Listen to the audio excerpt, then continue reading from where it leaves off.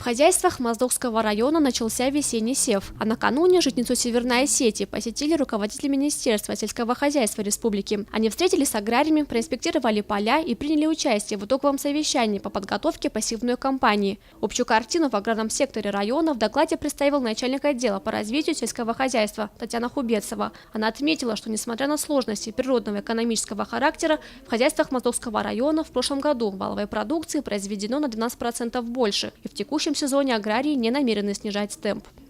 Овес на площади 150 гектар будем сеять, горчица на площади 100 гектар. Сегодня вот должны из Волгограда приехать к нам наши коллеги из института, которые будут контролировать сев нашей горчицы. Будем сеять лен 100 гектар, суданку. Площадя готовы, техника есть, дистопливо есть. Ну, семена, можно сказать, почти на 95% тоже есть. Настрой хороший, лишь бы не было града. Единственная вот это наша проблема, это град. В прошлом году нас очень сильно выбило, пострадало хозяйство.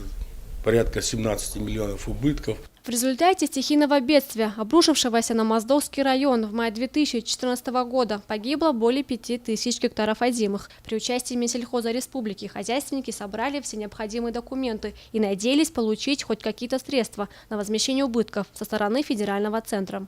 Однако ответ оказался отрицательным, так как по закону о сельскохозяйственном страховании поля должны быть застрахованы. Поэтому, чтобы избежать убытков, заместитель министра сельского хозяйства Олег Тотров призвал аграриев находить возможности страховать земли, задействованные в посевной кампании. У вас есть подвижки по линии мелиорации. В частности, Терский индивидуальный предприниматель Кабиса в прошлом году вел 541 гектар орошаемых площадей. Ему была оказана большая государственная поддержка в этом вопросе. В этом году в этой программе у нас участвует КПХ Тицоев, который планирует ввести в этом году 710 гектаров орошаемых земель.